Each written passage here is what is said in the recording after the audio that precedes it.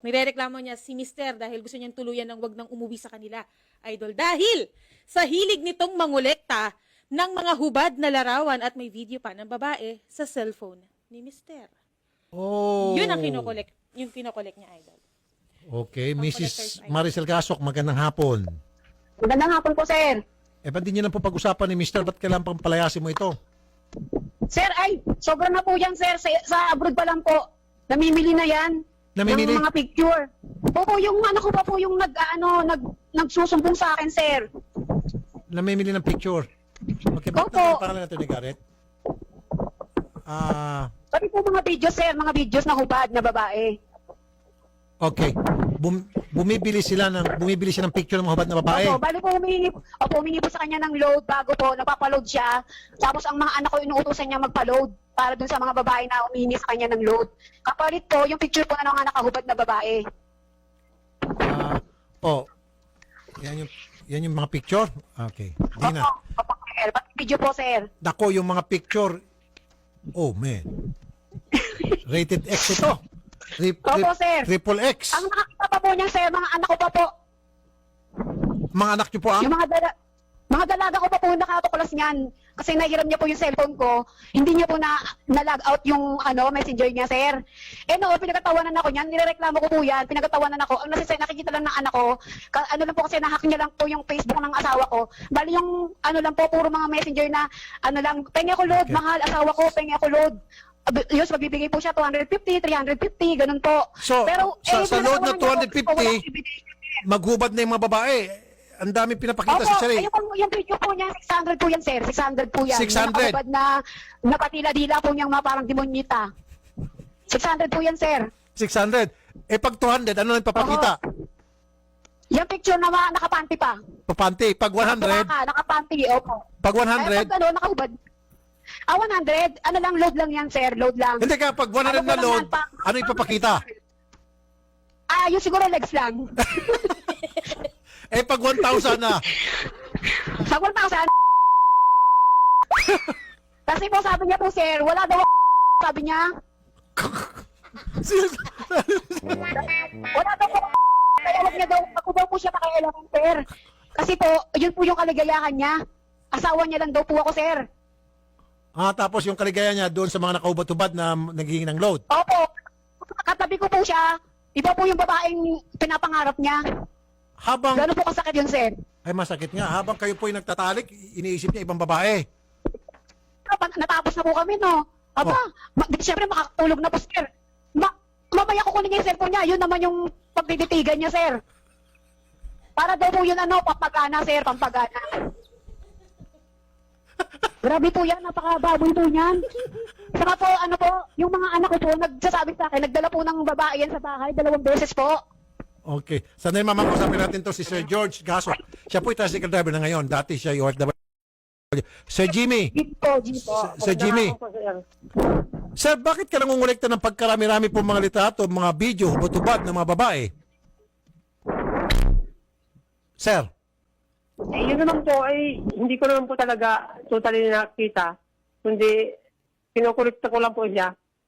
Dahil kung nasa abroad yung asawa ko, Opo. nung panahon na yon. Okay. Sa dala po ng pangailangan ng lalaki, yun nga po, pinagpapantasyahan ko na lang po yun nung wala pa siya. Pinagpapantasyan niyo po. Pag nagpapantasya po kayo, Wala naman po siya noon. Ano Pero po? nung andito po, sobra din naman po yan. Kahit ako naman po ay nasuko na dyan eh. Okay. Pero sir, ang lalaswa po ng mga litrato tapos anak niyo pa nakadiskubre. So, Kasi naman po, sir, yun naman po ay private ko sana. Bakit naman po pinakailman sa akin naman po? Sa akin po yun, personal ko po okay, yun. sige po, nandun na Opo. tayo. Pero sir, hindi mo dapat ginagawa to. Sir, lalo pa, nagbabayad ka ng pera sa mga ito, imbis na ipambayad mo yung load sa mga naghubad, binili mo na sa mga pagkain nyo, pangangailangan ng anak nyo, pamilya nyo. Magkano bang bayad mo? Halimbawa itong, meron dyan, pinakita kanina siya, hubot-hubad. Magkano pong bayad nyo doon? Load? Nag-load po ako ng 50, minsan po 100. 50. Pag 50 po, anong pinapakita? Ayun lang po, pantaas lang naman po, wala naman po yung kwan. Pag 100, ano pang pakita? Ganun lang din po. Meron doon, naka-open yung gate. Open Opo, sesame. meron po isa. May isa nga po doon. Oh, magkano yung naka-open yung gate? Alam ko po, 50 lang din po. 50? lang din po yun. Kasi picture lang po yun eh. Ah, picture lang. Pag video, magkano? 100 po. Mahal pag video. Pag video tapos yung Cadillac pumapasok sa garahe. Meron doon eh. Yung Cadillac pumapasok sa garahe. Or yung Tigre pumapasok sa kuweba. Magkano yon? Sir. Bali yun po. Ay, nakuha ko lang sa CornTube po yun. Dinownload ko lang po yun. Sir, Opo. wag mo nang gawin yun, sir. Imbis Opo, na sir. Sorry ipanggastos po, mo sa mga kung anong kabalastugan, ibili mo na lang ng mga pagkain. Ang family mo. Kahit pa paano naman po na hindi ko lang Sige. po sila na... Siya, parang may nasend ka kanina na parang pag nagpasa na yung babae ng message, ng picture, ito na yung nasasend niya. Okay. So, magsisend yung babae, hindi magsisend din si sir. Hindi, hindi to ano. Okay lang to, pwede makita to. Ito si sir. Pagkatapos na makapag-send yung babae ng picture, ito si sir. Ito isi-send back niya doon sa babae. Abay, macho si sir. Ba't tawa ka ng tawa, sir eh? Macho. So, anong ginagawa ng mga babae? Pinagpapantasyan po yung picture nyo. Hindi naman po. Okay. Sir, Wala naman pong reply sila. walang reply. Pero nakakausap niyo po sila. Yung pong mismo nag-send, yun lang po ang hindi ko talaga nakuhaan kasi hindi ko naman po nakamit eh. Hindi ko nga po alam kung ano pong may... Baka po ang may-ari din nun ay lalaki din mismo kasi na-send sa akin ng ganun. Alam mo pala sir. Baka yun eh, galing na sa porn site tapos lalaki Ganun may-ari po, mo. parang ganun po, parang ganun po. Parang down, kinuha lang din siguro nila. Yung parang trip, parang ganun. Pero sir, masakit nga naman to. Sir, seryoso to. Masakit to sa Opo. misis na habang kayo po'y gumagawa ng lovemaking ninyo ni misis at nakatitig ka sa litrato ng ibang babae, masakit po yun. Huwag niyo pong gawin yun. Opo. At pagkatapos matapos daw kayo mag lovemaking ni misis, tititigan mo yung picture ng mga hubot-tubad ng mga babae. Huwag niyo pong gawin yun. Insulto kay misis Opo. po yun. Okay, sir? Opo. Opo. Okay. Now, Mama Maricel, baka pwedeng pag-ayusin ko na lang kayo ni sir. Huwag na ako kayo maghiwalay. Sir, kausapin kayo ni Mrs. Mrs., kausapin niyo po si sir. Ma'am. Okay, walang audio si Mrs. Odette? Ma'am? Ma'am Maricel? Walang audio? Napindot po yata. Wag niyo po masyadong i-press yung mouthpiece po niyo. Na-mute niyo po ata.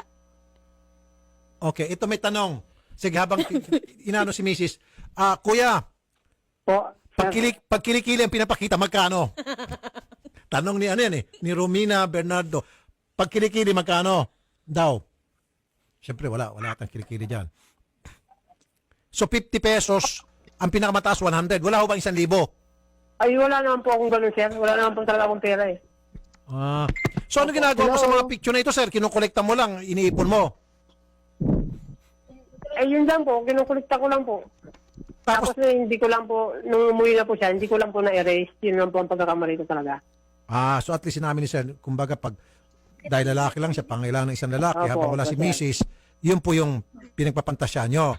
Opo. Pero hanggang doon lang, sir. Huwag nyo na po yung, Hanggang doon lang po, sir. Hindi ko nga po nakita ang kwan niya mga yan. huwag nyo na pangarapin pa. Opo, hindi na po, sir. Okay. Sige. Mura kasi ngayon ang Merry Christmas sale na daw, sabi ni Joy Fernandez. Ma'am Maricel, Hello po. ma'am, wag na lang ho kayo maghiwalay, magpapasko. Ma'am, narinig mo naman yung paliwanag ni sir.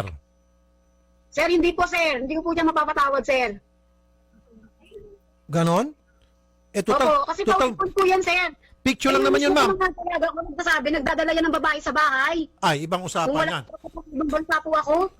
Sir, Opo. yung mga anak ko ba nakakakita ng kawalang yaan yun sa bahay? Sige, kausapin niyo siya, sir. Ma'am. Sir, usap kayo ni ma'am. Sir. Ano po? Sige, Mrs. kausapin mo si sir. Hello? Hello. Bakit, ano po? Sir, hindi ko na po yan tatanggapin, sir. Hindi, pero mag-usap lang kayo, ma'am. Mag-usap lang kayo, ma'am. Gusto ko lang marinig yung nag-uusap kayo bilang mag-asawa pa rin. Sige po, usap Yan po kayo. ang kasinungalingan. Yan po ako yung nagdala ng bahay. Yan po ang talagang kasinungalingan. Wala pong nakakita doon sa kwan. Ma'am? Ano po? Kausapin niyo po siya, ma'am. Ano sabi mo? Ano sabi mo, Gasok? Wala nga akong dinalang babae doon sa bahay. Yung mga anak ko, gagawin mo sinungaling. Dalawa kayo nasa set. Tinanong mo ba ng maayos sa mga bata kung nakita mo? Nung pinatulog ko si Richard doon, nagkumot si Richard doon nung gabi na yon, nagkumot. Si Richard, hindi nagkukumot. Pag laseng, ikaw laseng, magkukumot Ano? ka? Ay, bakit hindi mo tanungin? Hindi mo tanungin, kausapin mo ngayon. Ka nagkukumot. Kausapin mo nang mapahiya naman yung sarili, yung mukha mo naman ay... Siyempre, tigan mo yun, nakausap mo na yan. Huwag ka. Ano? Pagpapin mo lelang mo. Alam mo ba kahapon, nag-usap kayo Sinong ng babae? na- Sige nga, iharap mo sa akin, sinong babae? Sinong babae muna? Sinong babae yon? Alam niyo po ba na nagpakapaya na binata siya, na ano siya, na hiwalay kami? Nasa ibang bansa ako, nililigawan niya babae. Nagliligaw ko sa isang dalaga, nagpipiling napaka-binata yan, na akala mo walang pamilya. Buti, nakausap mo yung babae, kaya naman pala niya, na-entertain niya kasi niligawan siya dahil ang pakilala niya po, wala daw po siyang asawa, hiwalay kami. Kahapon, nag-usap po kami sa barangay, kapal ng mukha niyan. Ako pa yung babarangay ng babae. Kasi nabasa ko nga doon sa Facebook, halos nagkikita sila kung ano, kaya lang wala na po yung pangalan ng babae kasi naayos naman po namin yung problema. Ang tikapin ng babae, siya po, nanligaw po siya, nag-I love you siya, para siyang tanga. Anong kala niya, binata siya? Nasa ibang bansa po? Walang niya ka? Okay. Ito, netizen, natawa ako sa sumbong na ito habang nagro-romansa sila, naka-open CP. Siguro, Victor Magtanggol. Tama po, naka-open nga. Sabi nga ni Mrs. kanina, pagkatapos nila mag-romansa, tititigan ni Sir yung cellphone naman ng hubad na babae. Pampagana, para siguro para maka-take two. Yun siguro yung ibig sabihin ni Mrs. So, imbis na... Pampagana po, pampagana po. Tama. Pampagana. Manyak yan eh. Eh, ba't di, Manyak? ba't di ka na lang kasi Sir Jimmy bumili na lang ng robust? Legit pa yon. Bumili ka ng robust kaysa naman ang gagawin papagan habang nagpag romansa ka kay Mrs. Nakatingin ka doon sa cellphone. Kung pampagana, sa kanya din naman po napupunta eh. Sa kanya ko naman po inuubos eh. Ay, siya nga po ang minsan eh. Ayaw ko na siya, gusto pa rin. Ay, umayos ka lang. Nako, yung itsura mo. Ang kakabal ng mukha mo. Ay, nako. Nako, Maricel. Salamat ka, nakausap ko yung babae, matino yung babae, hindi pumatol sa'yo. Ay, matino talaga yun. Ikaw naman wala sa katinuan. May sabi po, sir, na yung Jimmy na yan, wag mo Ay, yung nako. anuhin. May asawa yan, yung asawa niya nagpapakahirap sa ibang bansa. Bago dito, nagsusugal Oh, lang sir, pati tanong po siya. Sir, Tanong ko yung kayo, pera po, bakit? na nakuha niya, sir, kasi nasa Bacolod Makapal po. mo. Kasi bakit? Ano po, Narinig ba yung pera na sa akin? Nasa magulang mo binigay. Huwag kang makapala mo ka, oy. pinasusugal niya po. Yung pera ng ang pera mo? Ang pera mo, oy, makapal na mukha mo. 500 ang natanggap ko sa iyo. Mula nang ikaw nag-abroad. Huwag kang makapal ang mukha. Normal, wala kang pera dahil lahat ng sweldo ko saan ako ibibigay. Dahil babae Oy, kaya ako. nga. Oy, bakit anong pinagkakagalit mo? Ano Bigyan kita ng pinagkakagalit mo? pera, binimutang ng mga picture. Kapal na mukha mo. Pati nanay ko Ay, po, nako. sir, sinumulay Ay, lang kasi gusto sir. niya, yung sweldo ko sa kanya ipadala. Ngayon po, nagsumbong na yung anak ko, ma, huwag kang magbigay ng pera kay papa kasi namimili yan ng mga picture na hubad. Bago po, ano pong ginawa niya po, minumura niya yung pamilya, yung nanay ko sa katatay ko, akala nila sila yung nag-uubos ng pera ko. Hindi po, nasa anak ko po yun. Ito na lang po, mama. Ito. Tama. Okay. Call ko ito. Iko-call ko itong si No Sleeper Gamer. Sir, pag nagkabalikan kayo ni Mrs., sa halip na titigan mo yung picture habang kayo po nag-romansa, sponsoran ko na lang po kayo ng robust. Sige po, sir. Okay. O, di, ma'am. Sige po. Ma'am, mag-sponsor na lang po ako ng robust kaysa ng picture kasi sir, nakaka-insulto po yon habang nagro-romansa ka kay Mrs., nakatingin ka sa picture ng ibang babae. Masakit po yung para sa babae, sa Mrs. Okay, sir? Sorry po. Manyak po talaga yan, manyak. So, Mrs. bibilang ko po siya ng robust extreme. Napataw si Mrs. Ma'am, matindi yun.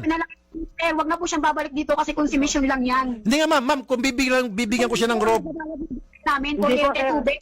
Sir, pwede po ako explain. Pwede pong Walang yan. Sir, sige, gusto mo ma'am, kausapin ako kayo ni Mr. Sige po, 1 minute. Mr., kausapin mo siya. Sir, kausapin mo si Mrs. Tingin po kasi yan na boyfriend na taga-ibang bansa na foreigner. Kaya ganyan ang reaction niyan. Baka nagkasundo silang dalawa. Yun po ang Oy, aking sino? kasi every 10 years na uwi yun. Pag-ibig ka sa sabi mo, ha? Yung Makulong ka pamilya pala, ng no? pamilya niya. Yung Bigay ka ng sangkot ko dyan yung pamilya niya. Mrs. Meron ka ng boyfriend na foreigner? Hindi na lang Kapal po mo. umiimik. Ma'am, may boyfriend ka rin na foreigner? Sir, Meron pakita po. niyo po yung sino po yan, sir. Saan? Sana nga po meron, para hindi na po ako naghirap sa abroad, hindi na po ako muntik ma-rape ng anak ng amo ko, Tingnan sir. nyo, sa kanya lang lumabas. Ilang kaso po, sir, ng sahig. Okay. Ng 1 taon at 4 na buwan doon sa Saudi. Ganito na lang po, Mrs. Ilang anak nyo po? Ilan po yung anak nyo?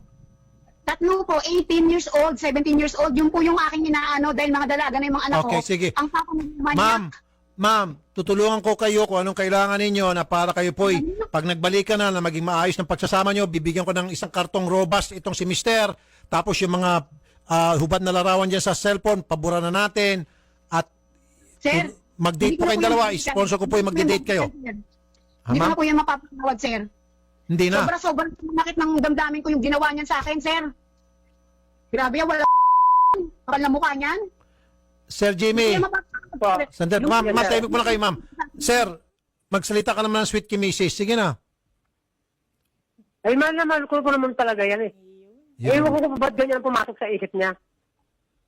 Ayun. Kala mo papatawad ko pa, oy, mukha mo. Huwag kang pupunta-punta rito sa bahay. Papablatter kita dyan sa barangay. Kapal na mukha nito, tawa-tawa pa. Ma'am, akala ko kanina naiyak ka na.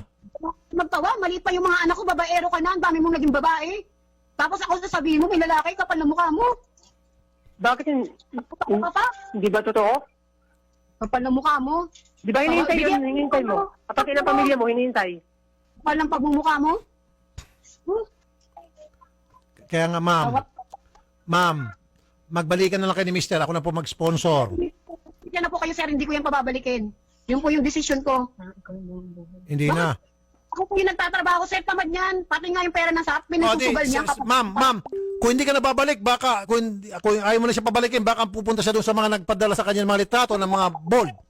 Para makagaan na yung pakiramdam ko, sir. Wala na akong sakit sa ulo. Mas gusto ko pang andito yung mga anak ko sa piling ko. Siya, lumayas na dito. Eh, paano kung punta niya yung mga nagpapadala sa kanya ng mga hubad na larawan? Nice. Yes po. Oh, see? Ma'am, paano kung pupunta niya yung mga babaeng yon? Yung may mga hubad na larawan? Nasulsulan lang po yan ng pamilya niya. At ayaw po na talaga nila sa akin eh. Ganito lang gagawin po. Ma'am, sir, sasamahan ko kayo sa barangay, mag-usap muna kayo dun sa barangay. Okay? Pag hindi kayo nakasundo, then ako na mismo ang susurrender. For the meantime, schedule namin kayo sa barangay. Okay, sir? Okay, sige po, sir. Bibigyan kita, sir, isang karton na Robust Extreme. Ay, thank you po, sir. Salamat po. Oh, napatawa na si ma'am nung marinig niya Robust Extreme. Sir, gamitin mo kay Mrs. lang, huwag sa iba.